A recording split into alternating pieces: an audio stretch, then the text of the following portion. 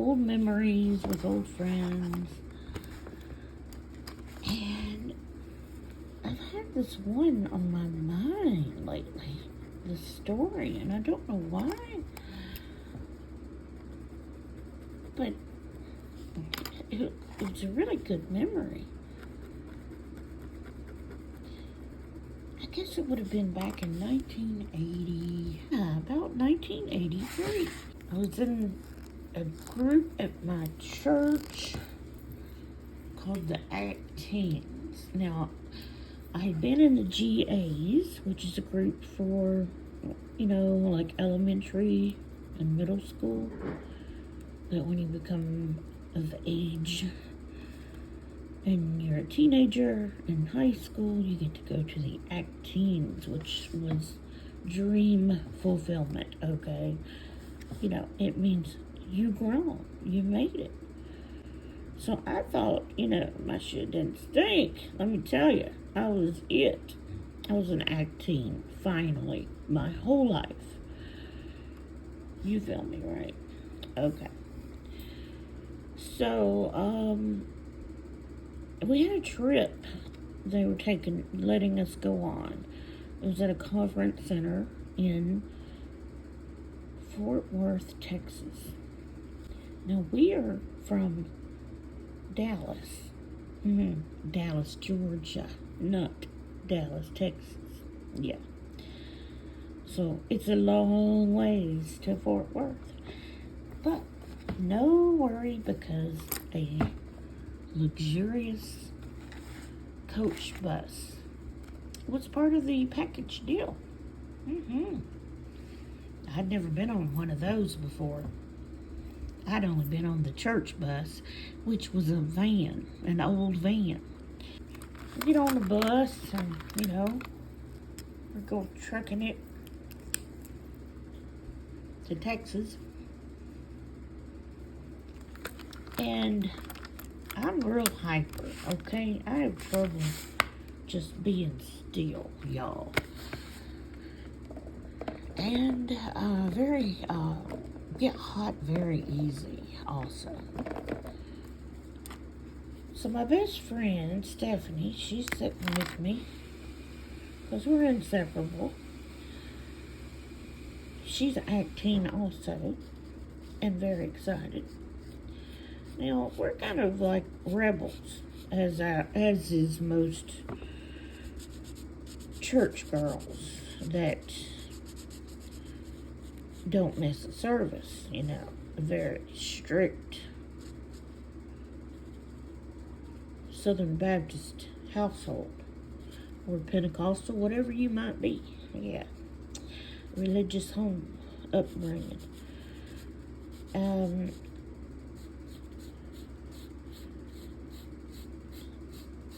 So on the way, I'm squirming around, hyper, don't know how to sit down and be still. And I get hot. And the windows, they won't open, They're like just these giant windows that don't open. Okay. Most of you probably been on a bus or seen it, I'm sure. And, I'm like, God, Stephanie, I'm burning up. I wish these windows opened. And she said, well, all you got to do is tell the driver that you need air. I said, well, I can't do that. I can't, we're not allowed to get up and go up there. I can't just walk up to him. Dude, can you give us some air? And she said, well, that's why they put that cord there. I said, what cord? Look up there, up high. There's a cord up there. I said, oh, I see it, that rope. Yeah, you just pull that rope, and he's going to buzz over the speaker and ask what you need, and you tell him. That's how you communicate to the driver. I said, ain't that neat? How nice. So, I grabbed the cord and pulled on it. Nothing happened. I said, Stephanie, honey, you just didn't know what you was talking about. That driver hadn't even acknowledged us. She said, oh, he probably just, he probably didn't hear it. Sometimes they say you gotta pull it twice. I said, you think so? Oh, yeah, I'm sure. I mean, he's busy driving. He didn't hear that. Okay, well, I'll pull it again. A little harder this time, so maybe he might hear it. I really give it a good yank. Actually, I pull it twice, just to be sure, Instead of honk, it was honk. Well, I mean, you couldn't hear it, but you know what I'm saying. You feel me, right? Well, it wasn't long. He came right over that speaker. It didn't take long at all. He sounded real upset, pissed off, to be frank. I didn't know what was how rude. So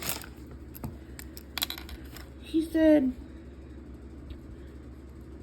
I just want to let you know, if you think I don't see you, you're wrong. I know exactly who you are, pulling the cord, the emergency cord.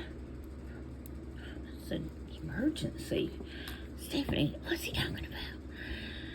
He said, now, I've been real nice, because I know I got a bunch of church girls on here. But I'm about to pull over and make your request. I'm gonna make it. And when I do, it's gonna be real ugly, because you're gonna be out here and I'm gonna leave you in the middle of nowhere as you requested. Because that cord that you're pulling, that emergency cord, is a direct order from me to pull this here bus over and let you out on the side of the road immediately. That's what that means. And I'm going to do just that the next time it gets pulled. So I'm going to go back to driving now, and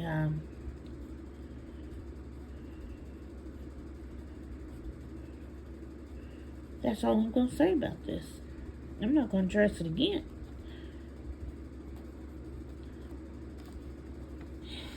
I was just like, I looked at Stephanie. I said, can you believe him? How rude. Is that really what that means, I wonder?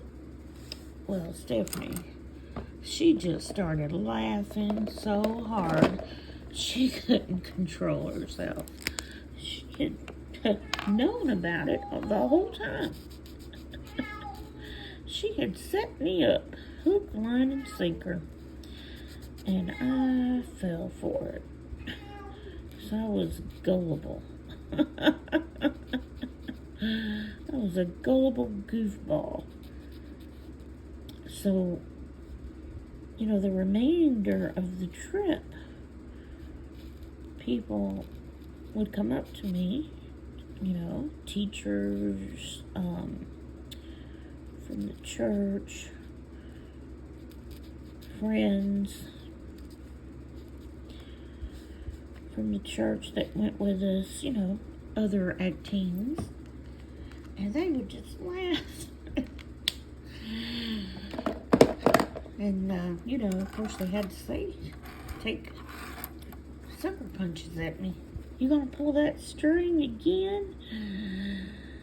You gonna pull the cord on the way home?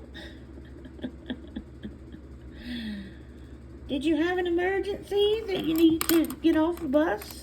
You were just about put off the bus. Don't be pulling that cord again now, you hear? And there was one more thing that happened.